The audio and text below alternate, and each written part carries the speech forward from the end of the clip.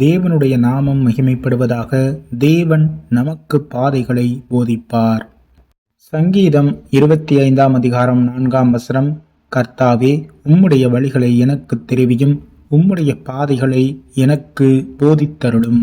கிறிஸ்துவுக்குள் அன்பானவர்களே, தேவன் நமக்கு வழியை போதிக்க வல்லவராக இருக்கிறார்.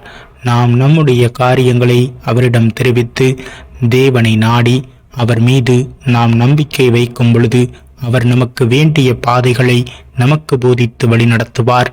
தேவன் சொல்லுகிறாரே, நான் உனக்கு போதித்து நீ நடக்க வேண்டிய வழியை உனக்கு காட்டுவேன், உன்மேல் என் கண் வைத்து ஆலோசனை சொல்லுவேன் என்று நாம் அவரிடம் நம்மை அர்ப்பணிப்போம்.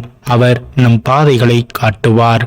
எரேமியா 6 அதிகாரம் 16 வழிகளிலே நின்று பூர்வ பாதைகள் எவை என்று கேட்டு விசாரித்து நல் வழி எங்கே என்று பார்த்து அதிலே நடவுங்கள், அப்பொழுது உங்கள் ஆத்துமாவுக்கு இளைப்பாறுதல் கிடைக்கும் என்று கர்த்தர் சொல்கிறார்.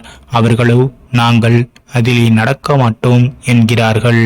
கிறிஸ்துவுக்குள் அன்பான சகோதர சகோதரிகளே, நாம் தேவனிடத்தில் பாதைகளை கேட்டு அதன்படி நடப்போம். பரிசுத்த ஆவியானவருடைய வழி நடத்துதல் நமக்குள்ளாக இருக்க தேவன் விரும்புகிறார்.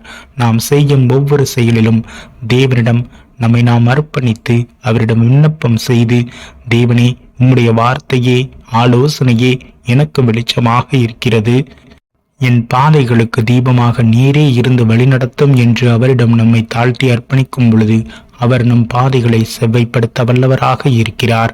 அவர் நமக்கு போதிக்கும் வழி நித்திய வழி, நன்மையான வழி, அமர்ந்த தண்ணீர் அண்டையில் நடத்தி நம்மை செழித்தோங்க செய்கிற தேவன் அவர். அவரிடம் நம்மை தாழ்த்துவோம், அர்ப்பணிப்போம். அவர் நமக்கு பாதைகளை போதிப்பார். ஆமீன்.